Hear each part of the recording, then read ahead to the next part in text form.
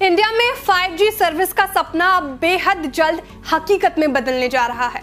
5G spectrum auction पूरा हो चुका है और जियो, एयरटेल, वीआई टेलीकॉम ऑपरेटर्स ने अपने 5G ब्रांड स्पेक्ट्रम ले लिए हैं। सरकार की ओर से लोगों में उम्मीद जगाई जा रही है कि 5G प्लान्स भारत में बाकी दुनिया की तुलना में सस्ते होंगे। मोबाइल यूजर 5G स्मार्टफोन्स खरीद चुके हैं और अब बस इंतजार कर रहे हैं 5G नेटवर्क के शुरू होने का। लेकिन सस्ते 5G रिचार्ज प्लान्स की उम्मीद लगाए भारतीयों को बड़ा झटका लगने वाला है। 5G टेलीकॉम सर्विसेज शुरू होने से पहले 4G के टैरिफ में बढ़ोतरी की जा सकती है। लेकिन सवाल ये है कि आखिर क्यों 4G रिचार्ज प्लान में बढ़ोतरी की जाएगी।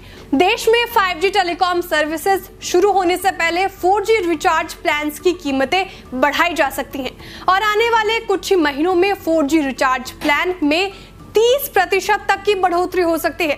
क्रिसिल रेटिंग्स, नोमुरा और गोल्डमैन सैक्स का अनुमान है कि 2022 में कंपनियां 30% तक टैरिफ बढ़ाएंगी।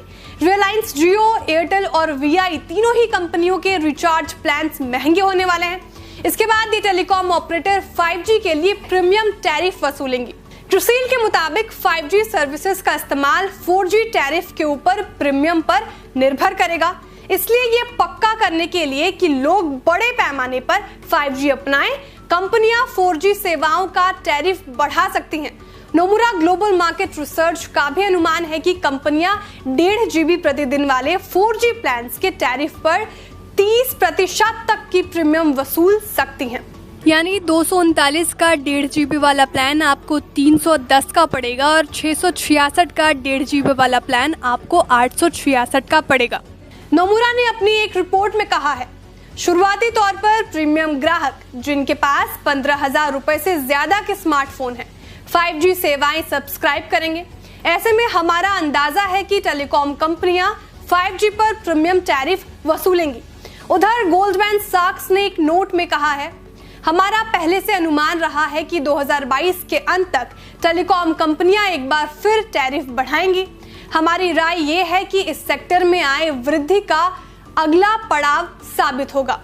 गौरतलब है कि 5G एयरवेव्स की नीलामी से सरकार को 1,50,173 करोड़ यानी 1.5 लाख करोड़ रुपए की कमाई हुई है। 5G स्पेक्ट्रम पाने के लिए रिलायंस जियो ने 88 करोड़ रुपए से ज्यादा, भारती एयरटेल ने 43 करोड़ रुपए से ज्यादा, वीआई ने 18,000 करोड़ रुपए से ज्यादा की रकम चुकाई है। जियो सभी 22 टेलीकॉम सर्किल में प्रीमियम 700 मेगाहर्ट्ज बैंड में 5G स्पेक्ट्रम खरीदने वाला अकेला ऑपरेटर है।